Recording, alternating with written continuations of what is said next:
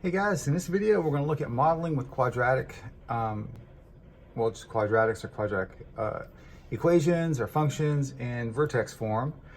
And so I've got 4 problems for you. And the first one says, a painter drops a can of paint from the top of a 20-foot ladder. The graph below, which is actually right here, shows the height of the can, h, at time t. Write a function to model the height of the can. So when you write a function in vertex form, it has to look like this. F of x, or you can use y, is equal to a times x minus h squared plus k. And the vertex is going to be, when you write it like this, at h comma k. All right, so do we know where the vertex is? It kind of looks like the vertex is right here. And it looks like the vertex is going to be at, and I'll write down here, 0, 20. So 0, 20, it looks like that's where the vertex is. Now, we do give you a point that is on this curve right here. So at 0.8 seconds, it's 10 feet high. That is some useful information because I have to start throwing stuff into this formula right here to simplify it. So, let's see what I need. I know that at 0.8 for x, the f of x or y value is 10. So I could actually write that out. I could write 10 is equal to, now I don't know what a is. A is the stretch or compression, right? The narrowing or widening, and I don't know that yet. So I'm gonna have to leave the a in there, which is pretty common. X minus h, so x minus, okay, my h value is 0, right? X minus 0 squared, and then plus k would be plus 20. Now I have an equation here, and with my x value I should have put in, I should have put in 0.8 for that.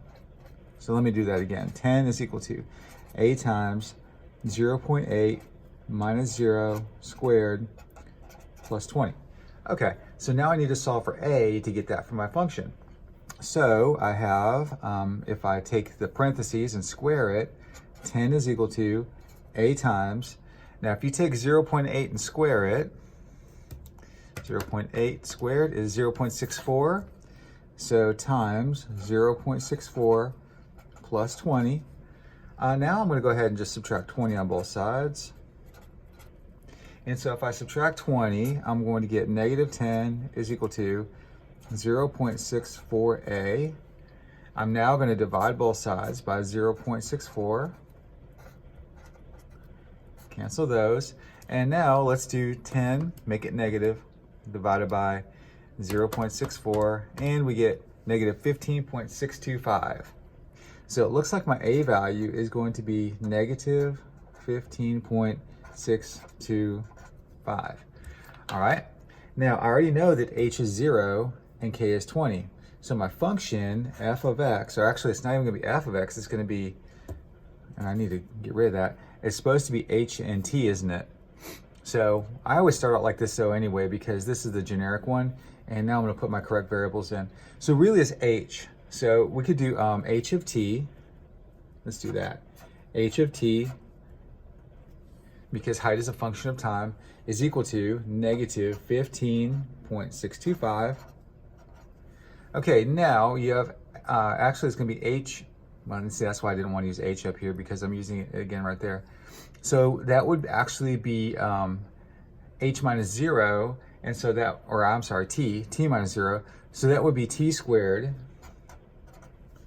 and then plus the 20 at the end, and that's my function. H of t is equal to negative 15.625 t squared plus 20. Very common EOC question. All right, here's our next one. Our next one says, the path of a projectile can be modeled by the function h of t is equal to negative 16, t minus 1 squared plus 16, where h is the height of the projectile in feet, and t is the time in seconds. After the projectile is launched from the ground level, determine the time it will take to return to the ground. So let's take a look and see what happens when you have a projectile that's launched. So here you have time, and here you have height. So when you take a projectile and you launch it, okay, it's going to get launched, and wherever it gets launched at, let's say ground level, it's going to go up, it's going to hit the vertex, and it's going to go back down again because the height's decreasing now. So there's actually 2 times in this case where it is at ground level. The beginning and then the end right here is where it hit the ground again. Right here is where it has its maximum. All right, so these are what we call the zeros, and then this one's the maximum. And let's see what this says. Determine the time it will take to return to the ground. So when it returns to the ground, that's when your height is 0 again, because this axis is 0. Height is 0. So what you do is you take -16 t minus 1 squared plus 16 and just set it equal to 0 and solve. And then you're going to figure out how much time it's going to take for the projectile to hit the ground again. So what I would do is I would move my 16 over, because I'm going to solve this using square roots. So -16 t minus 1 squared is equal to -16. So I'm going to divide both sides by -16. Okay, so I'm going to get t minus 1 squared is equal to 1. Okay, now I have my square term all by itself on the left, so I'm now going to take the square root of both sides. Okay, plus or minus, don't forget it. And now we have t minus 1 equals plus or minus square root of 1 is 1. So I'm going to rewrite that over here. So t minus 1 equals plus or minus 1. So we're now going to add 1 to both sides. It goes in front of the plus minus. And we have 2 solutions. So one solution, 1 plus 1, is going to be 2. And the other solution, 1 minus 1, is 0. So it turns out that it did start at the ground level, because then 0 is where it started at ground level. 2 is how many seconds it takes to get back to the ground. So what that means is halfway in between here, at 1 second, that's where it hit its maximum right there. So 1 second, and now we know that that's 2 seconds. And so our final answer then would not be both of these, it would just be this one. Now if we ever got a negative number, we have to discard that because you can't go negative backwards. And that happens when you launch a projectile at something other than ground level. Say from the top of a building, or if a kicker kicks a football at 3 feet in the air already, you know, then you'll get a negative number for one of the answers. So you just automatically have to get rid of that one. Okay, so that one's 2. Here comes the next one. Quadratic function has a vertex v, -2, -3, and passes through the point p0, -1.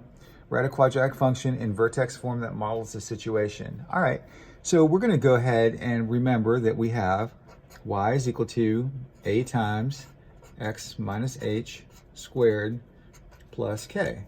So that's what we want it to look like at the end. So let's see what information we have. We do know that we have an h and a k value. The h is -2. Okay. We know that the k value from the vertex is -3. Okay, so we get both those from the vertex. Now what else do we have? We have an x value of 0,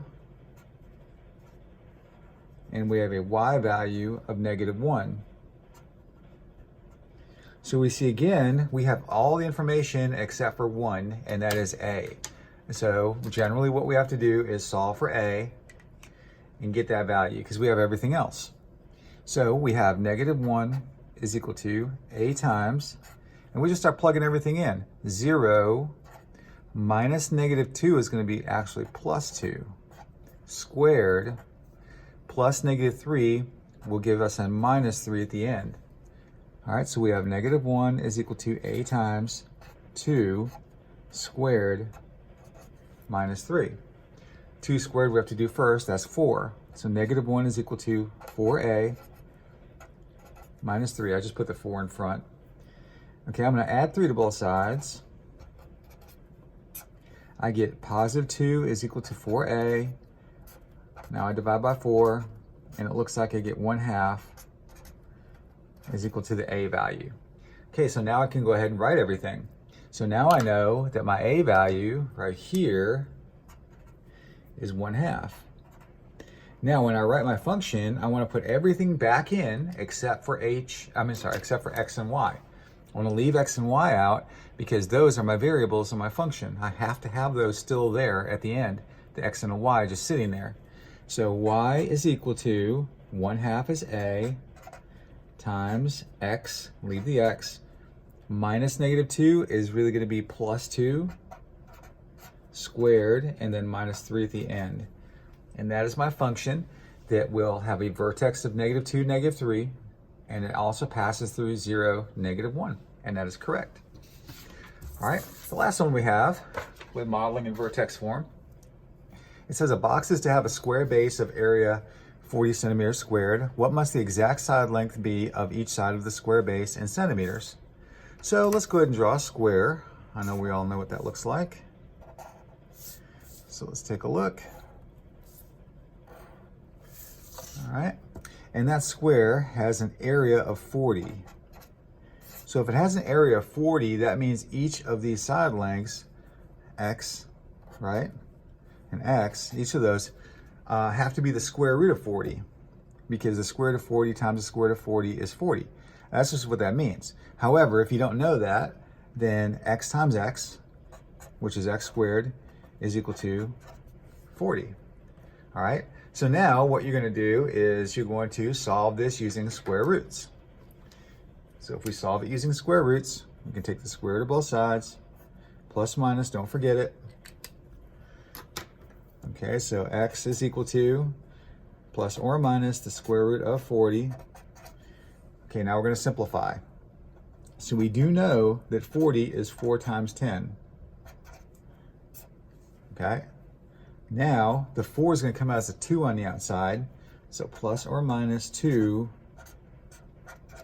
root 10 is our simplified answer.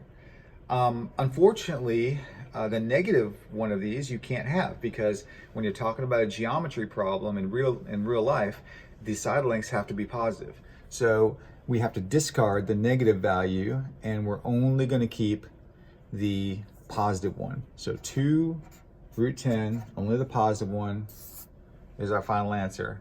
And the units would be centimeters. Don't want to forget that. All right, so this has been modeling with quadratics in vertex form. Remember to like my video and subscribe to my channel if you haven't already. And we'll see you guys later. Bye.